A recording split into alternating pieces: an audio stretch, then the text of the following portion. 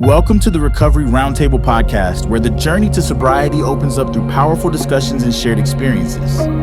Join your host, Mark, who will bring you stories of triumph and resilience from the heart of Pacific Shores recovery. Every episode offers insights and support, guiding you through the challenges of addiction recovery. Thank you for joining our community. If you're ready to start or continue your recovery journey, we're here to inspire and support you. Let's explore recovery together.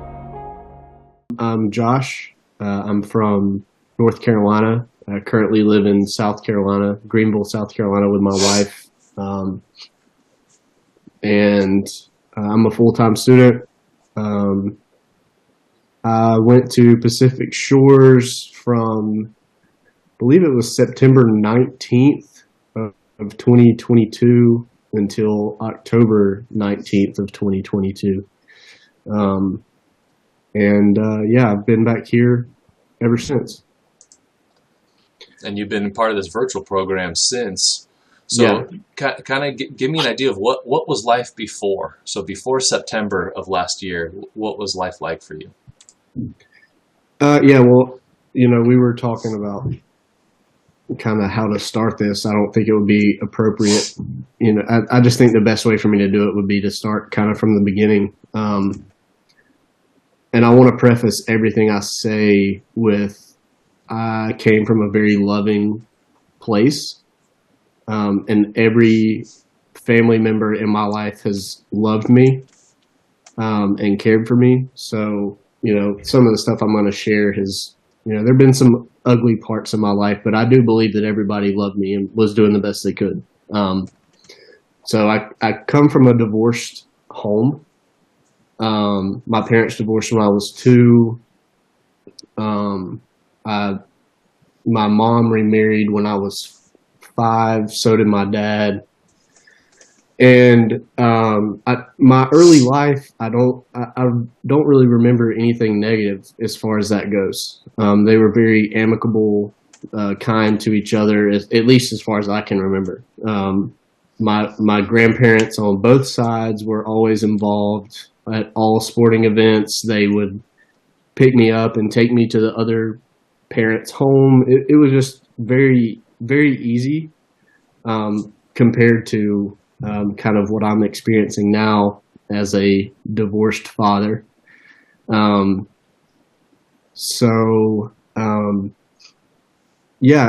would say my early childhood up until about 5, 6, 7 years old, I don't really have any negative memories or experiences that I can pull from. As I would say through from about that age, 6, 7, 8 years old up until about 16, I dealt with a lot of stuff with my dad. He was a active National Guard member, so he worked for the state, but he worked full time for the state, and that kind of moved him all over North Carolina. I did not have a very close relationship with him or his wife, but I would say it didn't really get negative until I was about 15 years old. There were a lot of expectations placed on me that I didn't know how to handle. My brother's autistic. That's my dad and my stepmom's son. And there was a lot of pressure placed on me from an early age. And I kind of carried that. I carried that very. I have talked, and we actually just talked in our session about how if I don't perform up to some sort of external expectation, then I devalue myself. And that's one of the areas I think there were a lot of expectations placed on me from that side of the family, my dad and my stepmom, that I didn't really know how to handle at that age, in terms of like being a care partner for my brother would be the best way I could put it. And not that I didn't, and, I still do care about him, but to be kind of pushed aside as you're only a part of this family when we need you to be, But when we need you to be, you're expected to act like you've always been part of this family. That's just not, it never settled right with me, especially because my mom and my stepdad were so polar opposite. So I kind of grew up with two different sides of the spectrum. I grew up with you're only loved if you meet expectations, and I grew up with you're loved unconditionally. And, you know, now I can appreciate that, but at the time, that's very confusing when you're 15 and you're trying to figure out, like, how do I navigate life? So I think the easiest thing to grasp onto is it's not the unconditional love, or at least it wasn't for me. It was the performance love, because it's like a tangible thing. So I always, in my early life, I would say my teenage years, up until now, I even struggle with it now, is like performance-based love. I've not ever been really good at accepting unconditional love. When I was in high school, I was a very good athlete. I played baseball, basketball. I was selected to a North Carolina All-Star game in basketball. So there were a lot of things like that that kind of reinforced my performance view of admiration and love. My stepdad and my mom, I kind of got to take a step back because, you know, they're probably not ever going to see this, but they really just, they nail it, man, in terms of what it looks like. At least unit and how you should treat your children, like what that looks like. So I guess as I'm talking, I realize like how confusing that could be to a child. And it's something I've never really accepted because, you know, as a teenager, you don't know how to accept that. And then when I was 18, I joined the Army. So excuses aren't a thing. Like, you don't know, you know, you can't, oh, my daddy did this and my mommy did that. Like, that doesn't matter anymore. So I can see as I'm talking about it how I pushed it all aside because, you know, in the first period of my life, I didn't understand it. And in the second period of my life, it was, you know, military mindset. So, you know, it doesn't matter how you feel. You just execute. You just do. So I think that kind of that's a very brief summary of my early life before addiction. I don't know if you have anything you want me to dive into more about that. Well, no, that was great because it kind of shows in a performance-based society of kind of like, hey, you have to produce. There's no room for emotions. So I'm curious, as you started to push the emotions aside, how did it start showing up, or what were some of the behaviors or issues that started to come up where you started to realize, hey, this is kind of a problem. I need to address it? Yeah, I guess I kind of have to, you know, hang out in my teenage years for a little bit to answer that. I started drinking when I was 15, started smoking pot when I was about the same age. And it was just, I don't know if that's it. I don't really know how to relate that to performance-based relationships, but it's almost like I feel like when you're someone who only values yourself when you're performing, you probably fit into the category of people that want to please the crowd. Mm-hmm. So that was me. I was the life of the party. And, you know, it was important to me to be that. to be funny, to be, at every event. I had FOMO a lot, fear, the fear of missing the deal to me. And,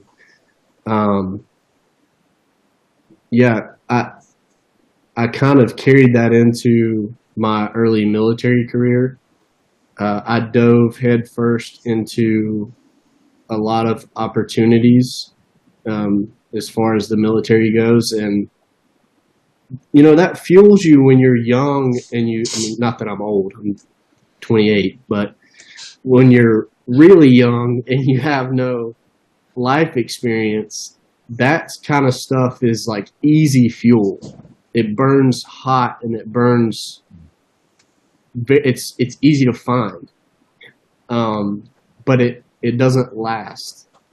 And I think that's kind of what led me into my addiction, because as I got older and had, maybe a more realistic view of life, that kind of stuff that fuel that used to burn really hot and was easily accessible, I don't really know how to explain it, but it stops burning so hot, and it doesn't produce the same results. People grow up, they grow out of that, and I don't know if that really answers your question, but that's kind of. Well, yeah, no, that totally explains it. And then so as it started kind of losing the fuel, I'm curious of kind of what the next level was, or once you became aware of this, how it started really presenting itself that led you to saying, hey, I need some help figuring this out. Yeah. So at 23,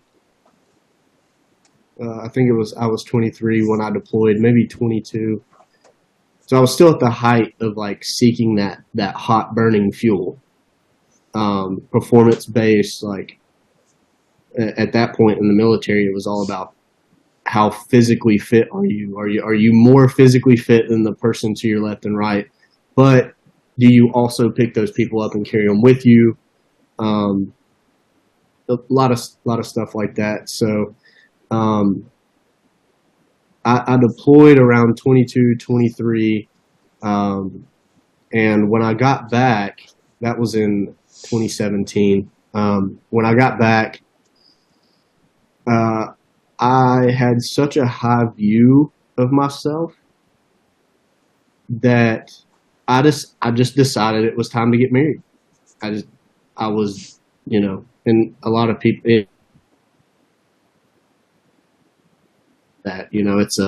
it's a common joke that people in the military get married young, and the first marriage always ends in divorce. And I found a physically beautiful woman that I knew, and we got married very quickly. And that's where the confusion really set in, because I realized how ill-equipped I was to fill the role that I said, yeah, I'm doing this. I'm putting myself in this role. And up until that point, that had worked. And I still think a lot of times throwing yourself into the fire is the best way to do it, but not when it comes to marriage. And I did that, and it has kind of resulted in me battling some demons from the first part of my share with you about my dad and my stepmom versus my mom and my stepdad, and generational demons that I had hoped to break the curse of, and I had put my identity in that. And so that process was very difficult for me, because it was the first time in my life that whether I succeeded or failed had nothing to do with the amount of effort I could put in, if that makes sense. Yeah, and then you talked about some demons starting to show up. How was that showing up for you? How I dealt with failure and what I perceived as failure. What do you mean by that? So I don't want to speak ill on my ex-wife and mother of my child, but she had cheated on me, and we had, without me knowing, we had created a life that was not real after this cheating. So for about 8 months after she cheated on me, we moved across the country and lived in Texas, and she got pregnant, and there was all this stuff, and I thought I was still like, oh yeah, I'm the man, I got back from deployment and I did all this stuff, and I chose this time to settle down, and my wife's hot, and I'm making a family, and I'm not getting divorced. Like, this is going well. And up on this, like, I'm not. And there were some things that, even outside of the cheating, that continued to happen that were just out of my control. And I think control for me was the first thing to go. When I lost control of my relationship, and I couldn't, no matter what I did, I couldn't grab it back. I think that was like my first sign that I had some, at least emotional problems. And throughout that whole process, that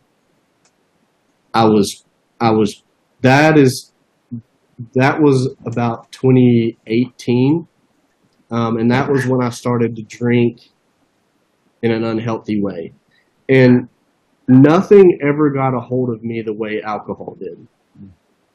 Marijuana did not, pills did not, cocaine did not. And I'm not really sure why. And I think I think it's a common misconception among people that, like, you're going to get hooked on, like, anything you just have to be aware of, like, what you're doing, because you have no idea. Like, the next step you take might put you down a path that you're not prepared to handle. And I'm still dealing with it 4.5 years later. Well, even more than that, because I started drinking when I was 15, and it probably got a hold of me then. So as all this started coming to light and you recognized that these demons were starting to show up, what led you to reaching out for help and basically kind of getting rid of the shame or guilt and just saying, hey, I need help? Yeah. After my daughter was born in 2019, I was kind of done with women. I fully expected that I would be single, and I would get out of the military and move back home and just be available to my daughter. Like, that was like my only focus. And my now wife just kind of popped into the picture. And I think it's because I was working on myself.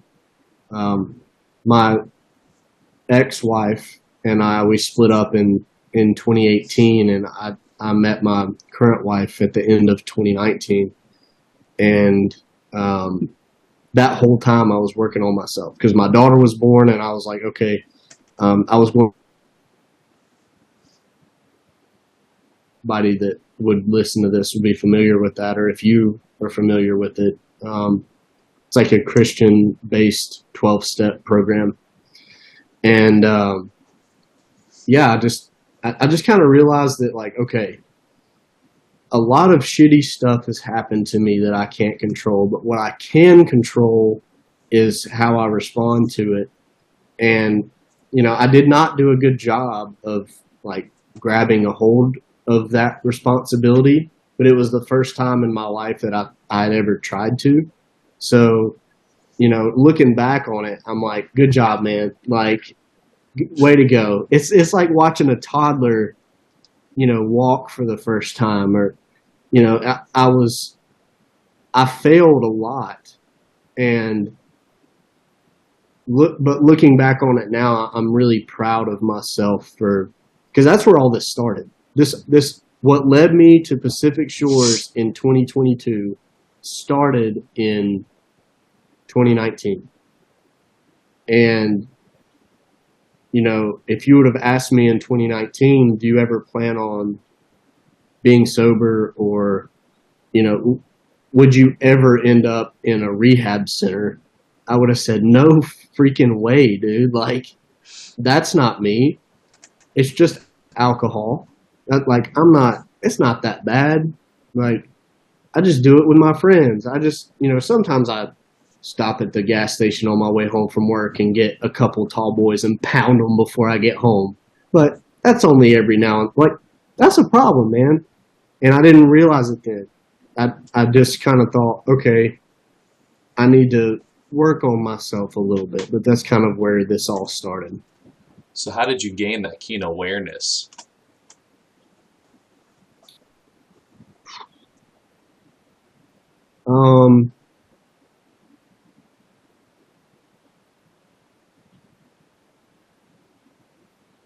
I did not want to fail my daughter. I don't think there was anything like, there wasn't like a light bulb moment. I think my light bulb moment was 2 days before I came to Pacific Shore, when I woke up drunk on the couch and didn't remember how I got there. And that, we're talking about 3 years before that. I think it just started with, I was able to grow up with the two different sides of the coin, like I've already talked about. And I wanted to take all the good from both situations. And, kind of, I've heard it said before, this is something my stepdad has said. I want to create a life for your children where they get to stand on your shoulders.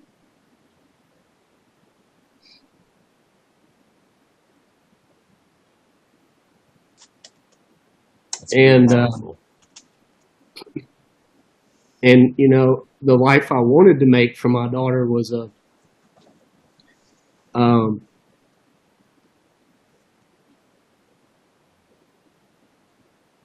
I did not want her to grow up in a divorced home, and I couldn't do that for multiple reasons. And so the next best thing was, okay, I have a terrible relationship with my dad, but he didn't do everything wrong. Yeah. And I had a great relationship with my mom and my stepdad, but they didn't do everything right. So how about I just look at this and I start making this world for my daughter where she gets to stand on my shoulders. And that's beautiful, man. I've seen all the work you've done over the last, 5-6 months. And seen what you've overcome and worked through. What's that relationship like now? With my daughter? Oh, man. I wish that we could have, and I mean, you know me, and I don't know who's going to listen to this or how many people are going to listen to this, but hopefully millions, man. I know that when we were talking about the things I've put into place that keeps me from putting my daughter in dangerous positions because of my drinking, we were sitting right here, like,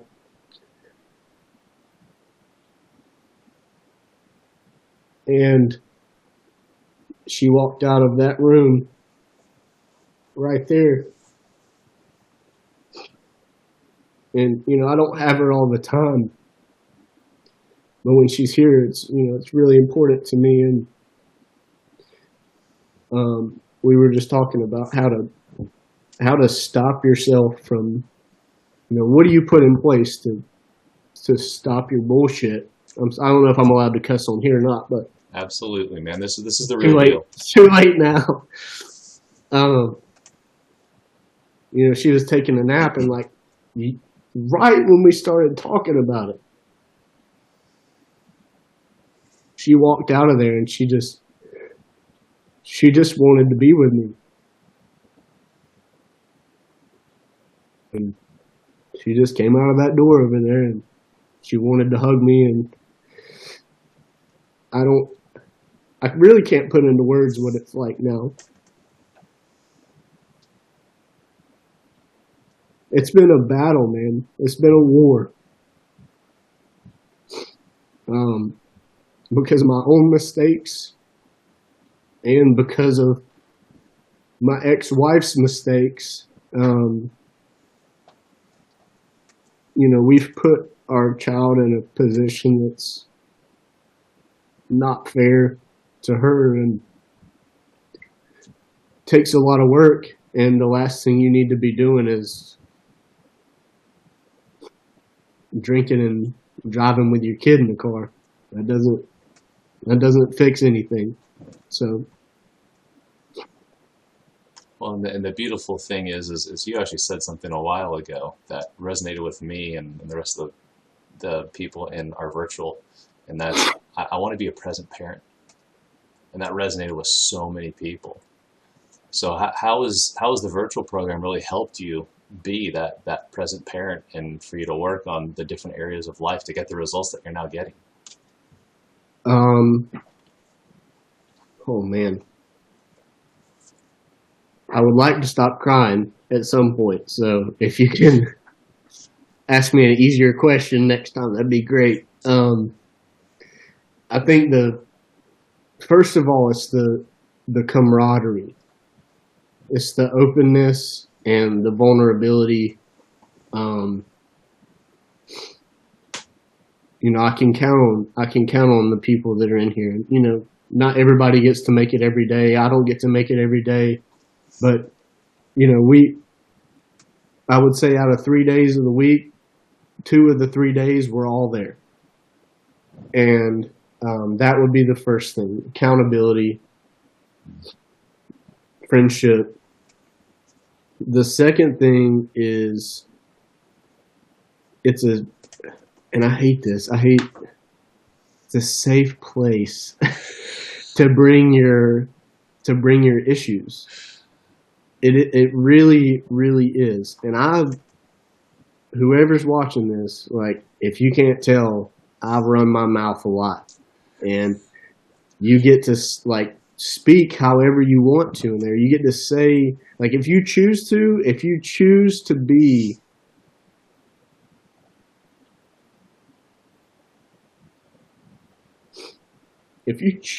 be invested. I've been to AA, and I'm not saying this will be the case for everybody, but this is the best thing I've ever done. This is better than rehab. This is better than our small groups at rehab. This is better than any AA group I've ever been to. And I'm not saying that it works that way for everybody, but, I said, I think maybe 2 or 3 meetings ago that, this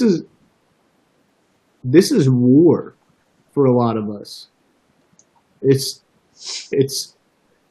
not easy, and I can count on Mark to show up. I can count on other people that are in the group to show up. And for someone like me, that means a lot, because, to take a little step back from what you asked, I don't trust people to be there when they say they're going to be there. And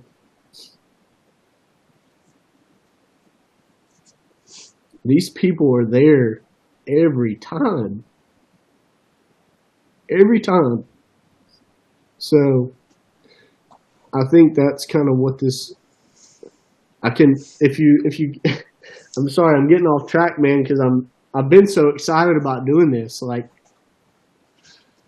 and I've told you before, people are probably gonna watch this and think I'm a fucking wreck, but I'm just happy. Like, this is me.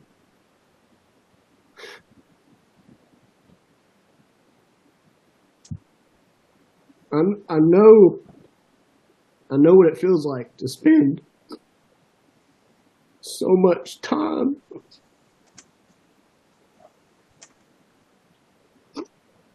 in chains.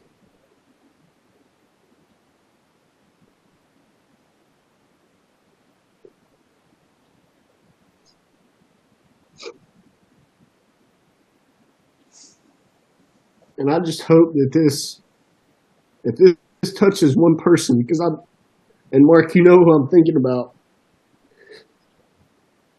There's somebody that I went to treatment with that I wish this would touch. And it's hard, man. It's hard. This is not easy. I don't want this to be like something that somebody sees and thinks, oh, it's going to be beautiful. Because it's not. It's fucking hard. And even though I'm happy, and I promise you I'm crying because I'm happy. This is just what I do. I don't know what to do with my emotions, so I just cry.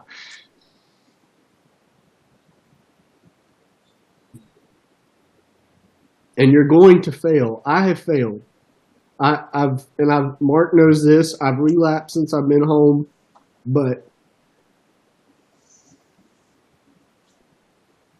pick yourself up and just keep going. You've got the tools now.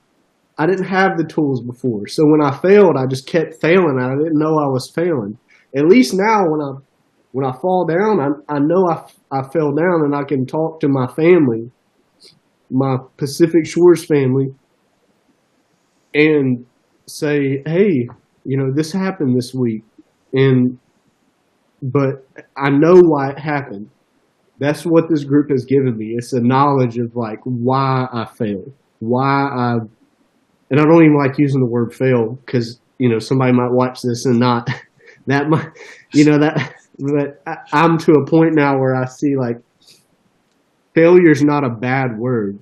It's not it's not a cuss word. It's just I fell off. Whatever you want to call it. You didn't meet your own expectations. And that sucks, man. It sucks. But you have the skills to make it not happen again. And at a bare minimum, you have the skills to make it take more time in between to happen again. I'm certainly not encouraging any relapse or anything like that. But something I heard, and I've shared this with Mark, is that people that go to treatment fail 99% of the time. Well, to someone like me, I'm like, well, why the fuck am I even here?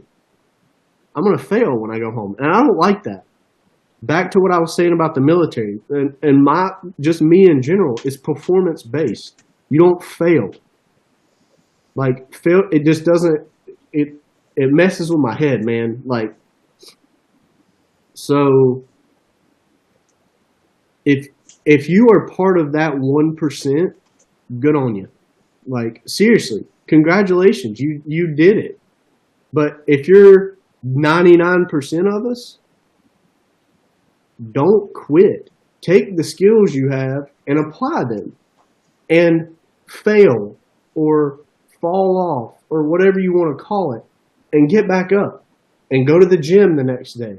Or wake up early and read your Bible, or wake up early and meditate, or whatever. Just don't give up. So that's kind of how I feel about what this group has done for me. That's beautiful, man. And thank you for sharing so openly. And yeah, one of the things is, because you've done a lot of work on shame and guilt. and you've overcome. Are you able to share on some of those breakthroughs and how you're able to look at yourself in a complete different light now? And then also, we just talked about the fruit and the results that you're now seeing in life. Yeah, we talked today about failure and all that stuff. That's why I'm able to say that failure is not a bad word. It's not a if I man, this is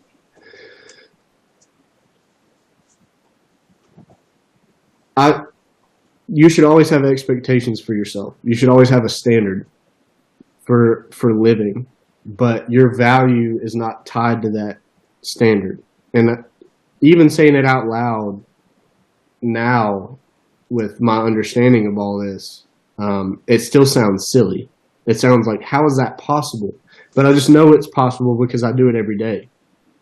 Like, the standard that I create for myself when I wake up in the morning, and this may just be me, this may just reach a certain percentage of people, but the standard I make for myself is almost always unrealistic.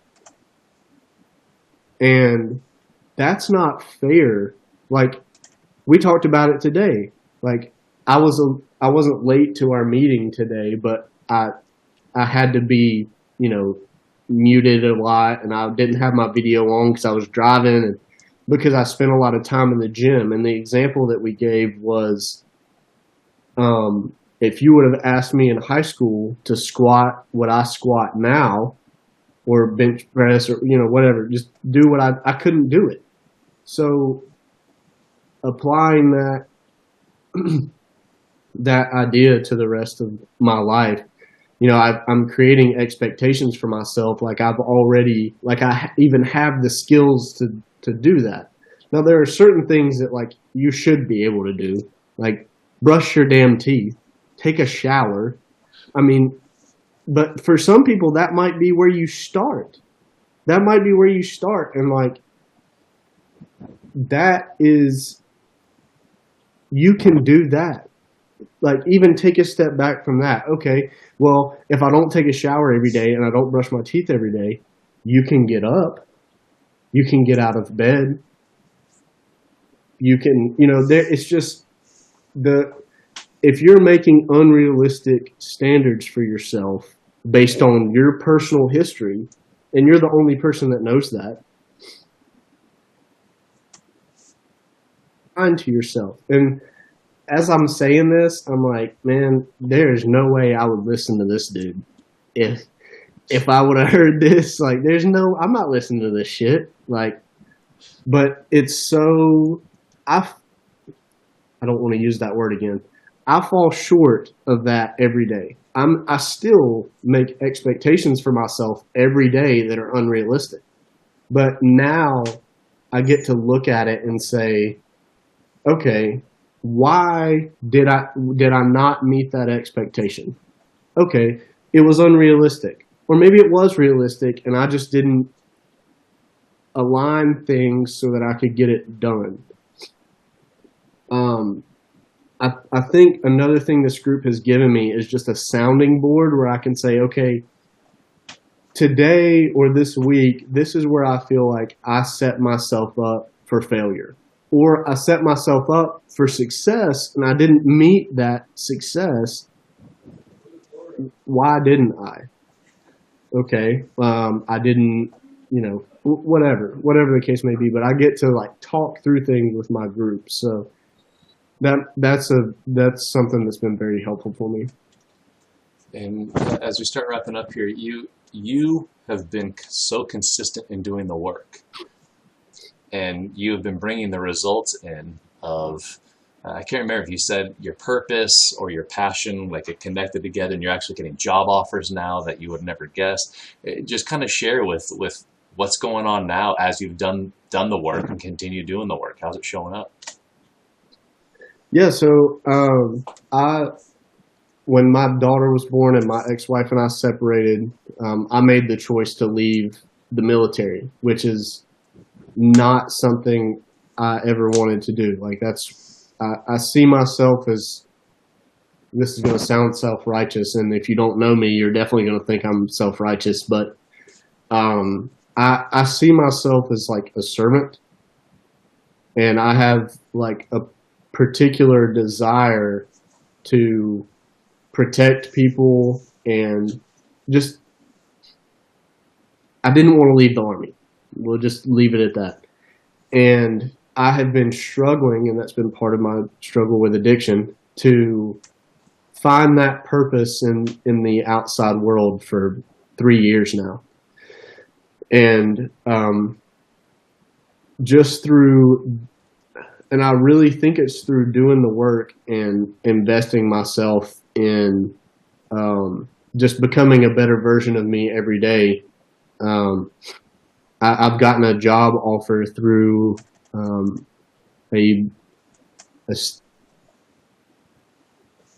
allow me to protect women and children and those that are less fortunate. And I may not get it, but I did get approached about applying for it, which kind of puts me in the upper tier of applicants. So I don't think I would have been in a position to accept this or consider it as a possibility,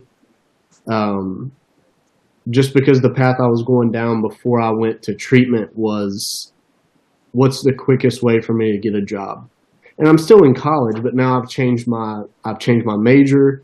I'm working towards, even if I don't get this job that I was approached and encouraged to apply for, I now know, just through clarity of mind, like, this is what I have to be doing. This is what I'm supposed to be doing.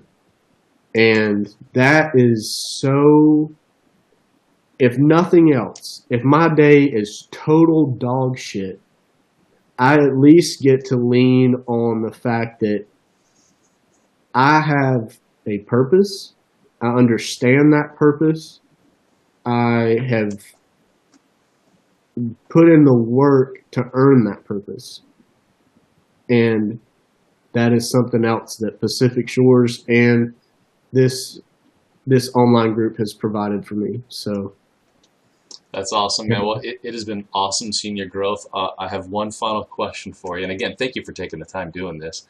If someone's on the fence and they're like, I don't know what this virtual thing is, I'm not even familiar with it, should I do it, should I not? What would your advice be? I would say, of course I would say do it. But I would say do it for at least a month. Give it some time, because not every group is like eye-opening, and I mean, they're all valuable.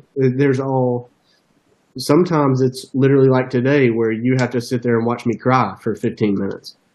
And other times it's less heavy, and everybody's happy and fired up, and, oh, I did this week, and like no one has a pit and everybody has a peak. And like, that's one of the things we talk about in the group is our, every time we come in, it's what's your peak and what's your pit. And sometimes everybody's just down and out, and sometimes everybody is riding high, but we get to do that together. And I think for addicts, finding common ground and getting to do, and like I said, for me, this is my most important group.